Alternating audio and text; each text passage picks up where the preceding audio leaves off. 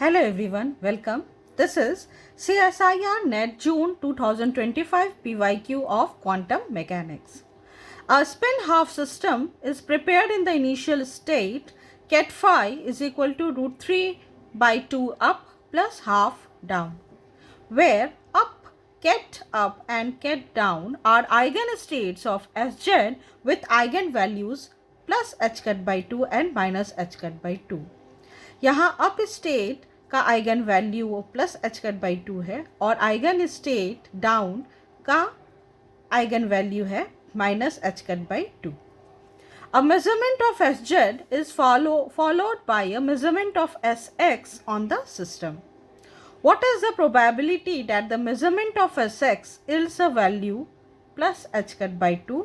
4 options are given. इस question में दिया हुआ है कि एक स्टेट है, उस पर Sz, a measurement of Sz is done and after that measurement of Sx is done on the system. We have to find the probability which shows the measurement of Sx yielding a value plus h cut by 2. Sx का जब measurement उस state पर हो रहा है तब जो value eigen value है वो प्लस एच कट बाई 2 आएगा, उसका प्रोबेबिलिटी क्या होगा. लेकिन इस स्टेट पर पहले Sz का मेजरमेंट हुआ है, उसके बाद Sx का मेजरमेंट हुआ है. So we know that when Sz is measured on a state, then the eigenstate does not change. Means हम लोग को ये आइगन स्टेट दिया हुआ है ket phi is equal to root 3 by 2 ket up plus half down. जब Sz का measurement इस स्टेट पर हुआ तब उस स्टेट में कोई चेंज नहीं आएगा. Clearly we can see that this state ket phi is normalized. But after measurement of Sz on this state, the probability of getting up state and the probability of getting down state will be different. We know that the probability of getting up state will be equal to mod of root 3 by 2 का square. This means 3 by 4. 3 by 4 is the probability of getting up state when a measurement of Sz is done on this given state. Similarly, the probability of getting down is equal to mod of half का square, which means 1 by 4. तो अगर Sz का measurement इस state पर किया गया तो वो स्टेट में कोई चेंज नहीं आया, लेकिन probability of getting up state will be 3 by 4 and the probability of getting down state will be equal to 1 by 4. Now इस क्वेश्चन में दिया हुआ है कि after measurement of Sz Sx का मेजरमेंट उस सिस्टम में किया गया, तो उस सिस्टम का स्टेट तो चेंज नहीं हुआ है, लेकिन getting probability of getting up state और probability of getting down state अलग अलग है, तो that we have to consider. Also इस क्वेश्चन में जो दिया हुआ है कि हम लोग को ये पता करना है कि Sx का मेजरमेंट करने के बाद जो value plus h cut by 2 आ रहा है उसका प्रोबेबिलिटी क्या होगा.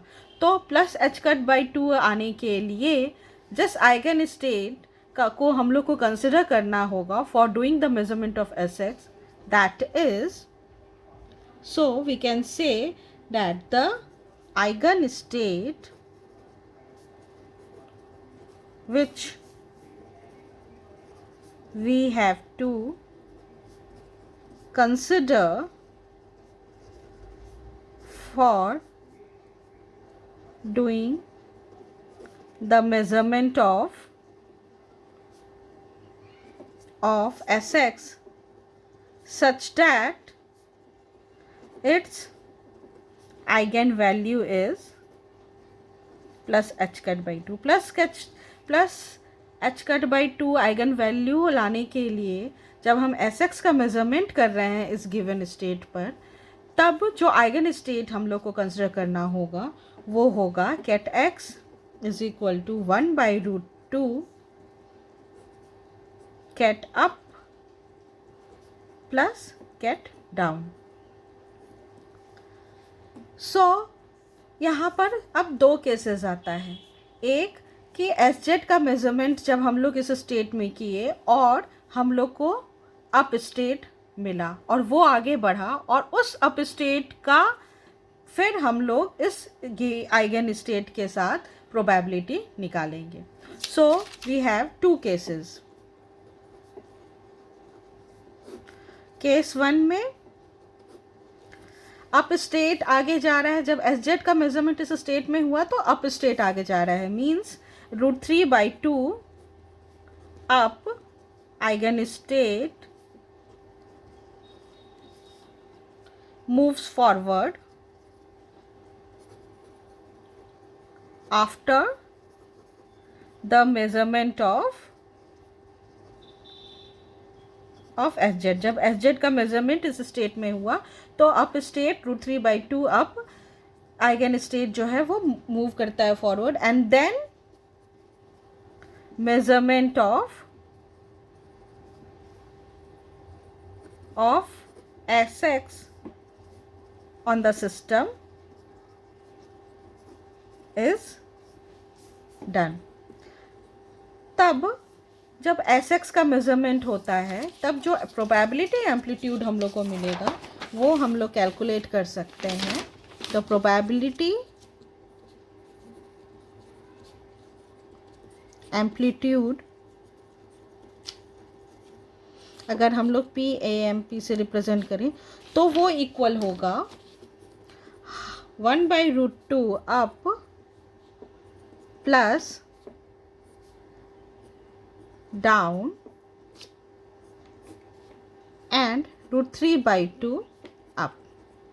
जब इसको हम लोग सॉल्व करेंगे तो हम लोग को प्रोबेबिलिटी एम्पलीट्यूड मिलेगा जिससे ये पता चलेगा कि जब √3/2 अप स्टेट आगे बढ़ा और SX का मेजरमेंट उसमें हुआ तब हम लोग को कितना ये मिल रहा है, प्रोबेबिलिटी उस केस में कितना आ रहा है.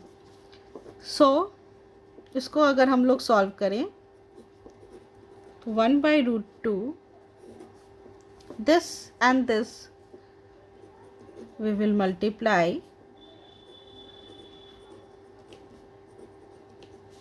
plus 1/√2 into √3/2. Clearly you can see these two are same states, so its value will be equal to 1, and these two are different states, so its value will become 0. So finally PAMP probability amplitude जो है वो equal होगा √3/2 के. So probability इस case में जो probability होगा वो equal होगा mod of √3/2 का square. So this will be equal to 3/8. So ये प्रोबेबिलिटी ये रिप्रेजेंट कर रहा है कि जब SZ का मेजरमेंट हुआ स्टेट पर और √3/2 अप स्टेट आइगन स्टेट आगे बढ़ा और फिर उस पर SX का मेजरमेंट हुआ तो जो प्रोबेबिलिटी है ऑफ गेटिंग प्लस H/2 वो होगा इक्वल टू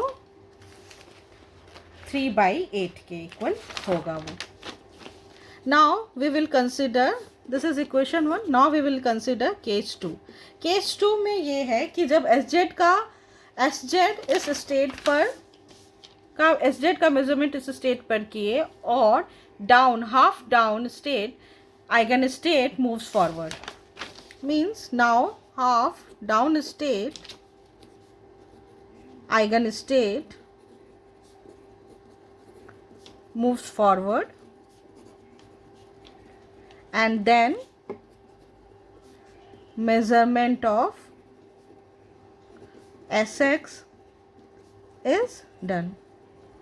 उस केस में प्रोबेबिलिटी एम्पलीट्यूड जो होगा वो इक्वल होगा 1/√2 up plus down with 1/2 down. जब इसको हम लोग सॉल्व करेंगे we will get 1/√2 into 1/2 and down plus 1/√2 into 1/2 down and down. Again these two are two different states, so its value will be equal to 0, and these two are same states, so its value will be equal to 1. So finally probability amplitude in this case will be equal to 1 by 2 root 2. So the probability in this case will be equal to mod of 2 root 2 का square, जो finally निकलेगा 1 by 8 के बराबर. Now case 1 में probability 3 by 8 आया और case 2 में probability 1 by 8 आया. ये दोनों प्रोबेबिलिटी रिप्रेजेंट कर रहा है कि आफ्टर मेजरमेंट ऑफ एच जब एस एक्स का मेजरमेंट हुआ तो अगर हम we want to get a value plus H cut by 2, तो ये दोनों प्रोबेबिलिटी इस कंडीशन को सेटिस्फाई कर रहा है. So finally the required probability, final required probability will be equal to 3 by 8 जो फर्स्ट इक्वेशन से हम लोग को मिला, प्लस 1 by 8 जो सेकेंड इक्वेशन से मिला, which is equal to 4 by 8, which is finally equal to 1 by 2. So finally the probability that the measurement of Sx will to yield a value of plus h cut by 2, h cut plus h cut by 2 value आने के लिए जो probability होना चाहिए जब S X का measurement उस state पर किया गया वो इक्वल होगा हाफ के. This means option A is correct. Thank you.